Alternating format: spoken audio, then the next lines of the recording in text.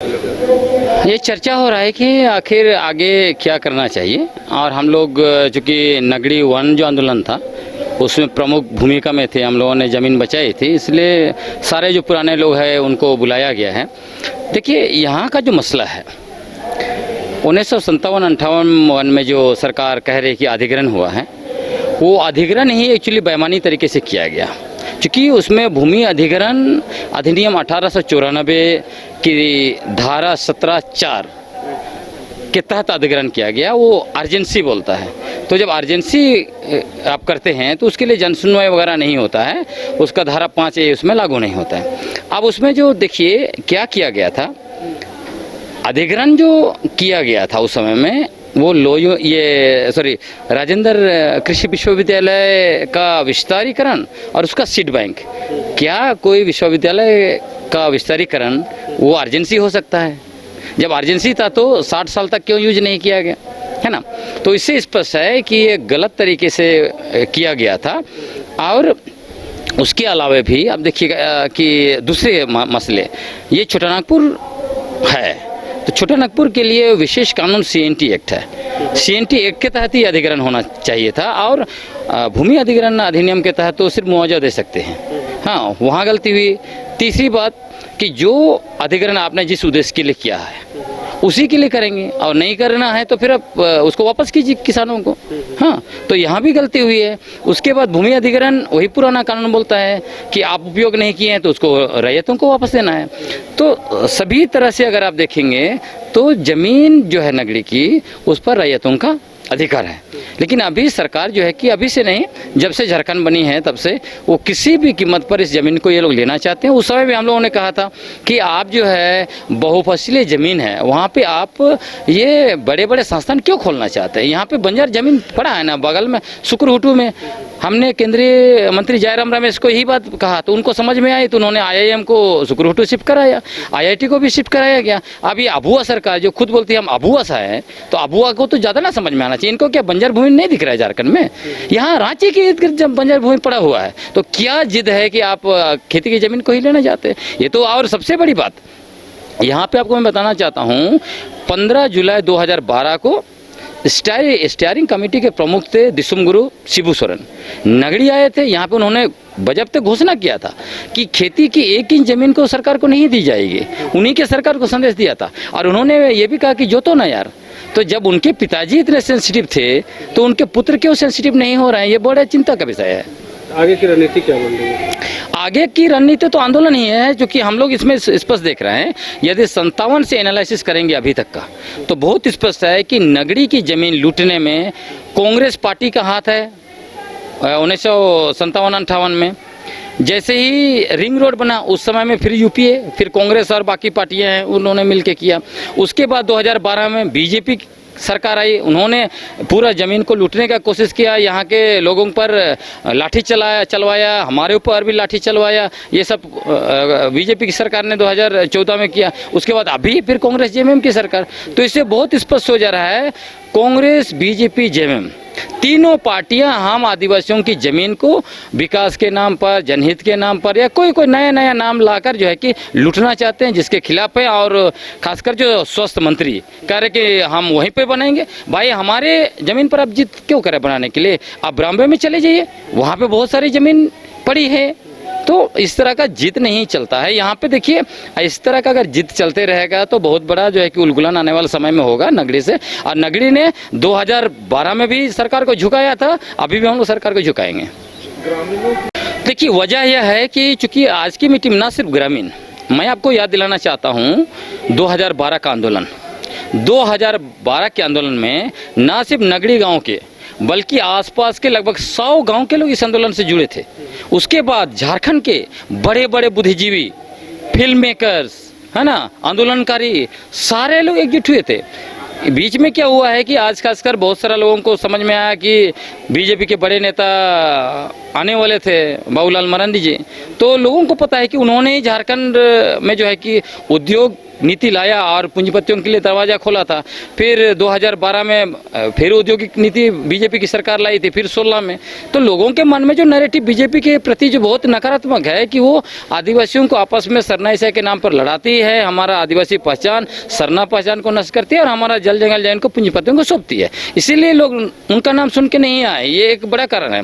दूसरी तरफ ये अबुआ सरकार कांग्रेस और जेएमएम के प्रति लोगों का जो सॉफ्ट कॉर्नर था, जिसकी वजह से देखिए कि माननीय हेमंत सोरेन दोबारा आ गए, लेकिन जो माहौल पूरे राज्य में बन रहा है उनको बहुत सतर्क होना पड़ेगा। नहीं तो जिस तरह से हमारे ऊपर जो पैसा हम लोग मांग कर रहे हैं, जिससे पारंपरिक ग्राम सभा सशक्त होंगे, उसके जगह पर जेपीआरए थोपना चाहते हैं। दूसरी तरफ विकास के नाम पर हम आदिवासियों की जमीन पूरे राज्यों में छीनने की कोशिश कर रहे हैं। वहाँ ना जनसुनवाई हो रही है, ना कुछ कानूनी प्रक्रिया चलाया जा रहा है, सिर्फ पुलिस के बल पर जमीन लूटेंगे। तो ये आने वाले समय में देखिए हुजूम होगा। आज आप जरूर नहीं देख रहे पॉलिटिकल रीजन से, लेकिन आने वाले समय में जैसे ही पुराने आंदोलनकारी इस आंदोलन से जुड़ेंगे, देखिएगा हुजूम आएगा पूरा। लेकिन इसका खामियाजा फिर आगे उठाना पड़ेगा रैयतों को कि बाबूलाल जी इसमें लड़ाई में आगे आ चुके हैं। पहले तो वो यहाँ आ गए समर्थन देने के लिए, तो जब बाबूलाल जी के नाम पर ही लोग नहीं आ गए तो फिर उनका समर्थन है। और बीजेपी का अभी भी कई नेता है जो भाषण दे रहे हैं। बिल्कुल, इसीलिए मैंने कहा, मेरा अगर स्पीच आपने सुना हो, मैंने बहुत क्लियर कह दिया कि नगड़ी के जमीन लूटने में कांग्रेस का जितना हाथ है उससे ज़्यादा बड़ा बीजेपी के हाथ है, और उससे भी बड़ा अभी जेएमएम का हाथ है। तो तीनों पार्टियां तो उसी में कोई भी दूध के धुले नहीं है। तभी देखिए लोगों को समझ में आ रहा है, और कहीं ना कहीं जो लीडरशिप 2012 की थी वो लीडरशिप अभी नहीं है। गाँव के लोग लीडरशिप कर रहे हैं, हम लोग उनको चाहते हैं वो सामने आए। आने वाले समय में आप देखेंगे बड़ा आंदोलन होगा। इसलिए हमने बहुत स्पष्ट संदेश दिया है कि 2012 में जरूर दूसरे पॉलिटिकल पार्टियां आई थी सामने, लेकिन वो पीछे थी। अभी ये लोग क्या हो रहा है ना कि जिस तरह से 2019 में और 24 में बीजेपी हाशिए पर चली गई है, और बीजेपी हर जगह किसी न किसी तरह से आदिवासियों के मुद्दों को लेकर वो फिर से जो है कि अपना जमीन तलाश रही है। इसी का कारण आपने कहा कि हम बीजेपी का एक नेता है, वो साइड हो जाएंगे बहुत जल्दी। जैसे हमारे जैसे लोग जब एक्टिव होंगे तब देखिएगा बहुत जल्दी वो साइड हो जाएंगे और ये आंदोलन सही दिशा में जाएगा। क्यों आना पड़ रहा है? देखिए ये 1960 से चल रही है आंदोलन। 1960 से लेकर 2025 आ गए। 2012 में हम लोग जो लड़ाई लड़े थे, उस लड़ाई में हम लोग कहे थे कि भाई ये ज़मीन तो आपसी नहीं हुई अभी तक, खाली लोग हट गए, जो बनना था वो आईएमएम हट गए, लेकिन उसको आपस 12-14 साल में हम लोग नहीं करा पाए। अभी भी आपको कहता है रिम्स तो यहाँ से निश्चित तौर पर हटेंगे, लेकिन ज़मीन कैसी आपसी हो इसकी लड़ाई लड़नी है। मतलब खेतिहर जिनकी ज़मीन, जिनकी खतियान है, उनको आपस कैसे मिले, सरकार इस पर ध्यान दे। सिर्फ रिम्स को हम लोग मार के बंद कर देंगे तो नहीं होगा। बचाने के लिए ज़मीन जिनकी है, खेतियान जिनके खतियान है, उनको आपस हो, ये हमारी जीत होगी। बगल में हमारे कितना लेंगे ज़मीन, 20 एकड़ 25 एकड़ नहीं, 200 एकड़ नहीं, 500 एकड़ ले ले हम लोग दे देंगे। रिम्स तो और बड़ा बनाएं, ये चीज़ चाहते हैं। आंदोलन जारी रहेगा, आंदोलन में जीत होगी। किसी भी हाल में रिम्स टू यहाँ बनने नहीं देंगे। हम खुद सरकार में रहते हुए सरकार को कहते हैं कि ये ज़मीन जिनकी है उनको आपस कराते हैं। अच्छा, एक चीज़ बताइए कि जितने रैयत हैं लगभग 227 एकड़ जमीन है, और रैयत भी है लगभग अच्छे खासी संख्या में है, लेकिन जितनी संख्या है इस बैठक में उतनी संख्या। देखिए क्या हुआ इसमें, देखिए आपको पहले बता दें कि थोड़ा सा आपको ये करा दें कि ये 202.27 डिसमिल ज़मीन है। 227 एकड़ नहीं, 202.27 डिसमिल ये ज़मीन है। 1956 में लिया गया था। देखिए इसमें पॉलिटिक्स हुआ। इसमें क्या हो गया कि एक हवा उड़ा दी कि भाजपा वाला आ रहे, कांग्रेस वाला आ रहे, वो वाला आ रहे, ये वाला आ रहे। इसमें जो नाराज एक दूसरे से है ना, इसी के चलते आज नहीं। हम लोग तो जबरन आए, हम लोग जाना ही चाहिए, कोई भी आ जाए, लेकिन हम लोग भी इसमें ही थे कि नहीं जाए क्योंकि देखिए काम करेंगे एक ही जन। हम तो चाहते हैं कि माननीय मुख्यमंत्री, हमारे पूर्व मुख्यमंत्री, झारखंड के प्रथम मुख्यमंत्री बाबूलाल मरांडी जी निश्चित तौर पर एक बैठक रखें, जिसमें माननीय मुख्यमंत्री जी हेमंत सोरेन को भी बुलाएं, और ज़मीन को आपसी कैसे होगा इसका, नो पॉलिटिक्स। हमें राजनीति नहीं करना है। हमने खूंटी में 300 एकड़ ज़मीन को, 3000 एकड़ ज़मीन को हम लोग अपना अंडर में ले लिए, वो भी 53-54 का लिया हुआ था। अभी खेती कर रहे, 50 एकड़ में इस बार कराएंगे। लगातार लड़ाई चल रही, तो इसलिए आपस में लड़ाई नहीं। हमें नहीं चाहिए कांके की सीट, हमको ये जो नगरी की जनता जो है 202 एकड़ में जो जिनकी खेतियर ज़मीन है उसको आपस दो। ये पॉलिटिक्स के चलते आज यहाँ जितने देख रहे इससे 10 गुना लोग आते हैं। ये क्या हो गया, कोई खबर दे दिए कि बीजेपी आ रहे, कोई खबर दीजिए कि वो आ रहे, जो जिससे नाराज से वो आए नहीं। ज़्यादा नाराज किस में है देखिए लीजिए कैसे आए। हमें लगता है कि नहीं होना चाहिए ये चीज़। लड़ने के लिए सबको एकजुटता चाहिए और ये भगाना नहीं है, रिम्स तो यहीं बनेंगे, लेकिन सरकार से ये ज़मीन को आपसे कराना चाहिए। देखिए, स्वास्थ्य का ये जो योजना है वो रांची में ही ऐसी बहुत सारी गैर मजरूआ या बंजर पड़ती ज़मीन है जहां ले जाई जा सकती है। और वैसे तो ऑन रिकॉर्ड ये भी बताया गया है कि रिम्स जो अभी वर्तमान में जो है बरियातू में, उसके अधिग्रहित ज़मीन वहाँ पर भी काफ़ी खाली पड़ी हुई है। तो एक तो अगर हम लोग आज के डेट पे जाएं, टेक्निकली जाएं, जो बात होती है बार बार ये बात होती है कि 1957-58 में जो है बिहार सरकार के दौरान जो नगरी में ही जो ज़मीन अधिग्रहण किया गया था, मगर जन विरोध देखते हुए उसको रोक दिया गया था उस समय। और मुआवजा आज भी वहाँ पर है, किस तरह से लोगों ने उसमें किया। मगर एक तो बात ज़रूर है, वो 1894 का जो एक्ट था भूमि अधिग्रहण का, उसके अंतर्गत हुआ था। मगर वर्तमान में 2013 का भूमि अधिग्रहण जो अधिनियम जो कानून चल रहा है, उसके अंतर्गत तो ना आप कृषि योग्य ज़मीन का अधिग्रहण कर सकते हैं और ना ही वैसी किसी भी ज़मीन का अगर आप अधिग्रहण करने के 5 साल के अंदर अंदर अगर उस पर योजना आप शुरू नहीं करते हैं तो वो स्वतः रैयत को वापस हो जाती है। ये कहीं पर भी आपका देश में कहीं पर भी ये लागू है। और हमारे झारखंड में अभी कल ही हम लोग जो गए हुए थे वहाँ मिश्रा का भी जो मामला है, वहाँ भी मैंने यही बात को बोला कि अगर जो ये कानून है, कानून तो सबको मान के चलना है, चाहे वो सरकार हो या अधिकारी हो। तो यहाँ पर जो संविधान में जो बात आ गई है, संवैधानिक वैधानिक जो प्रक्रिया है, जो कार्रवाई के अंतर्गत ही किसी भी ज़मीन का अधिग्रहण होना चाहिए।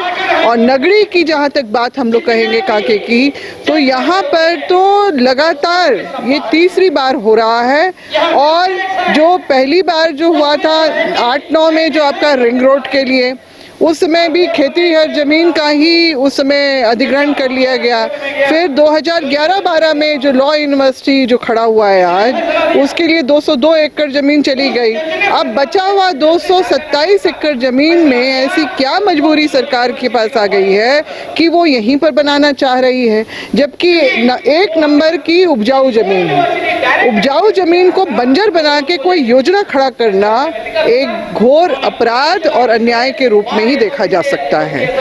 किसानों को खेत से दूर करना, अपने खेतों से दूर करना, उनके पूर्वजों के द्वारा उनको धरोहर के स्वरूप दी गई जमीन से जो विस्थापित करना सर्वथा गलत है। ये गैर कानूनी है, चाहे वो सरकार के संदर्भ में आए या हम लोग किसी भी तरह के योजना के संदर्भ में ये बात करें। तो हम लोगों को इस बात को देखना होगा। और सरकार से मैंने कल भी वहाँ पर मिश्रा में कहा, जो वहाँ पर सारा कागज देखने के लिए मिला, यहाँ तो कुछ एक पन्ने ही मिले हैं। वहाँ पर जो है अभी जो वकील साहब जो बोल रहे थे, तो मैंने कहा नोटिफिकेशन गजट में वो हुआ है कि नहीं, वो भी हम लोगों को देखने की ज़रूरत है। और हम लोगों को इन सब चीज़ों को बारीकी से छानबीन करते हुए, मेरा तो ये कहना है कि डीसी जो हैं कस्टोडियन होते हैं किसी भी जिला का, तो क्यों नहीं प्रतिनिधि मंडल बना के हम लोग वो सारे कागजात और उन बातों को लेके एक वार्ता जरूर करें। क्योंकि आपका न्यायालय में प्रक्रिया अलग चलेगी, मगर जो जमीन पे भी जो आंदोलन होगा उसका भी असर न्यायालय के निर्णय पे पड़ता है। ये अक्सर हम लोगों ने देखा है। तो हम लोगों को इस तरह से रणनीतिक जो बना के ही इस ज़मीन को बचाने के लिए आगे बढ़ना चाहिए, तभी हम लोग जो है इस ज़मीन को हम लोग बचा पाएंगे। क्या रणनीति बनाई जा रही है? नहीं, देखिए ठीक है, कानूनी कार्रवाई पहले से भी चल रही है, वो भी चलती रहे, मगर हम लोग जो स्टेप बाय स्टेप जो है जो ऐसे तो गवर्नर साहब के पास भी लोग गए हैं, मगर जो है अब हम लोगों को सीधा डीसी उनके साथ संपर्क करके, क्योंकि वो भी एक बार बैठक करना चाह रहे थे मगर वो खुद नहीं आए, उन्होंने अपने से जो नीचे वाले जो हैं पदाधिकारी उनको अपने उनके नीचे काम करते हैं उनको तो गांव वालों ने मना कर दिया, मगर हम लोगों को डीसी उनसे बात करनी चाहिए और उनके माध्यम से ही सरकार तक ये बात जानी चाहिए कि इस तरह से ना करके किसी बंजर जमीन को, बहुत सारी जमीन है सुकरूहुट्टू में जहाँ पहले जाने की बात थी वहाँ कर ले, और जो कुछ एक जो अपनी जो संरचना है वो पहले से अधिकृत जमीन जो बरियातों में है वहाँ पर भी कुछ खड़ी की जा सकती है, तो इसको जो है यहाँ पर कॉन्सेंट्रेट ना करके जो है डाइवर्ट भी किया जा सकता है, बस सीधी सी बात है।